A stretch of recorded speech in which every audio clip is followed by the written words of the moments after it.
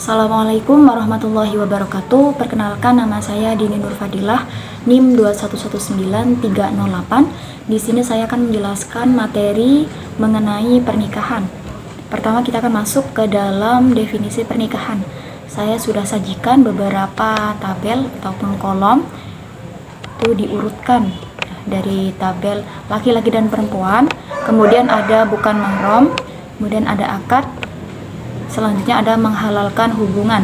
Yang mana dulu kita coba urutkan ya. Yang pertama adalah akad ya, akad, kemudian menghalalkan hubungan, kemudian ada laki-laki dan perempuan, kemudian ada bukan mahram. Jadi dapat disimpulkan bahwa pengertian pernikahan adalah akad yang menghalalkan hubungan antara laki-laki dan perempuan yang bukan mahram supaya ada hak dan kewajiban. Kemudian kita masuk pada dalil. Dalilnya adalah Quran surat Ar-Rum ayat 21. A'udzubillahi minasyaitonirrajim. Bismillahirrahmanirrahim. Wa min ayatihi an khalaqalakum min anfusikum azwajan litaskunu ilaiha wa ja'ala bainakum mawaddatan wa rahmah. Inna fi dzalika laayatil liqaumin yatafakkarun. Artinya, dan di antara tanda-tanda kebesarannya ialah Dia menciptakan pasangan-pasangan untukmu dari jenismu sendiri agar kamu cenderung dan merasa tentram kepadanya, dan Dia menjadikan di antaramu rasa kasih sayang. Sungguh pada yang demikian itu benar-benar terdapat tanda-tanda kebesaran Allah bagi kaum yang berfikir. Nah, selanjutnya kita masuk pada hukum pernikahan. Ada berapa hukum pernikahan? Hukum pernikahan itu ada 5. Tapi hukum asal mula pernikahan itu adalah mubah. Mubah itu artinya boleh. Hukum pernikahan itu bisa berubah-ubah tergantung pada orang yang mau menikah. Nah, hukumnya bisa menjadi sunnah, bisa menjadi mubah, bisa menjadi wajib, bisa menjadi haram. Kemudian bisa menjadi makruh. Kita masuk pada yang pertama, sunnah. Bagaimana hukum pernikahan dikatakan sunnah? Hukum pernikahan dikatakan sunnah apabila mereka sudah siap secara lahir dan batinnya, tetapi masih mampu untuk mengendalikan hawa nafsunya supaya tidak terjerumus pada perzinaan. Kemudian yang kedua, hukum pernikahan menjadi wajib apabila seseorang sudah mampu secara lahir dan batinnya, tetapi dia belum mampu untuk mengendalikan hawa nafsunya supaya tidak terjerumus pada perzinaan. Kemudian hukum pernikahan bisa menjadi haram apabila orang yang mau menikah itu tidak bisa memberikan nafkah kepada istrinya nanti, baik nafkah lahir maupun nafkah batinnya.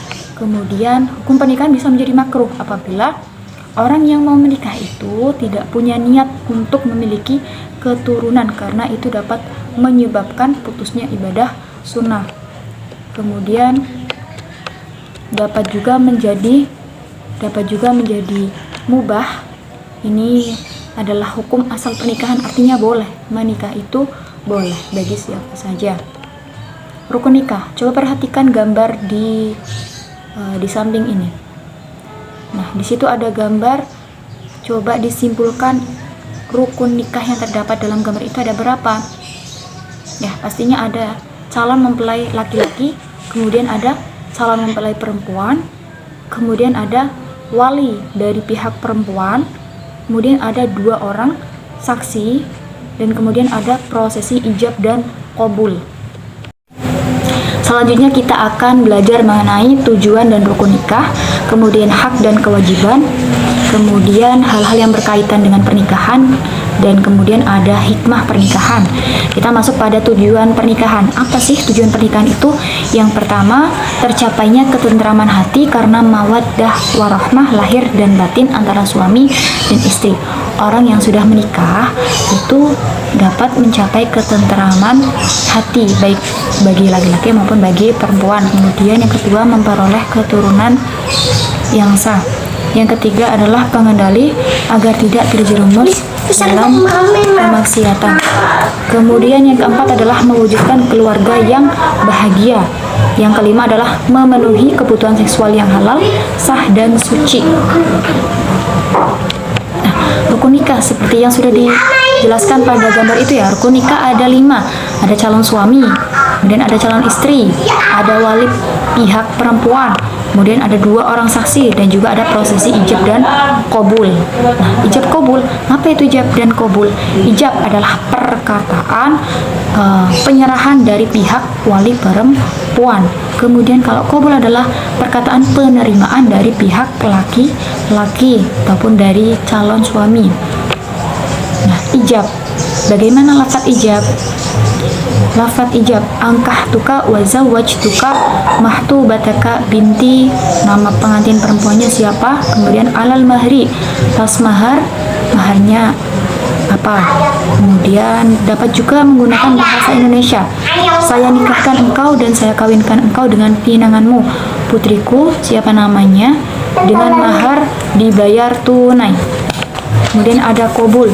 Lafaz qabul bisa dengan bahasa Arab. Qabil tu nikahaha wa taswijaha 'alal mahri mazkur wa raditu bihi wallahu waliyyu taufiq. Artinya, saya terima nikah dan kawinnya dengan mahar yang telah disebutkan dan aku rela dengan hal itu, dan semoga Allah selalu memberikan anugerah. Hak dan kewajiban. Hak dan kewajiban antara istri dan juga suami. Ketika sudah menikah, mereka punya hak dan juga punya kewajiban. Haknya istri adalah kewajiban bagi suami, kemudian haknya suami adalah kewajiban bagi istri. Hak kewajiban suami yang pertama ada menjadi pemimpin, memelihara dan membimbing keluarga lahir dan batin. Kemudian yang kedua adalah memberi nafkah. Yang ketiga adalah bergaul dengan istri. Yang keempat adalah memberi kebebasan berpikir dan bertindak kepada istri sepanjang sesuai norma Islam. Kemudian kewajiban istri apa? Yang pertama, taat dan patuh kepada perintah suami sesuai dengan ajaran agama Islam. Yang kedua, selalu menjaga kehormatan diri dan rumah tangga. Yang ketiga, bersyukur atas nafkah yang diterima dari suami. Yang keempat, membantu suami dan mengatur rumah tangga. Kewajiban keduanya ada.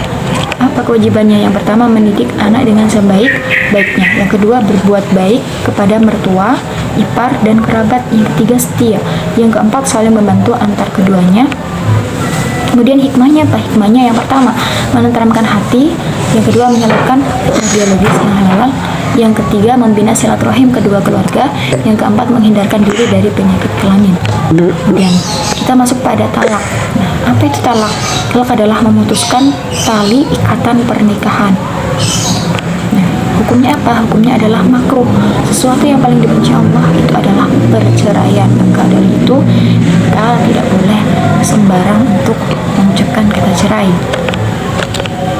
Khulu, kita masuk pada khulu. Khulu adalah talak yang diminta oleh istri kepada suaminya dengan memberi iwat ataupun tebusan yang disebabkan oleh hal tertentu.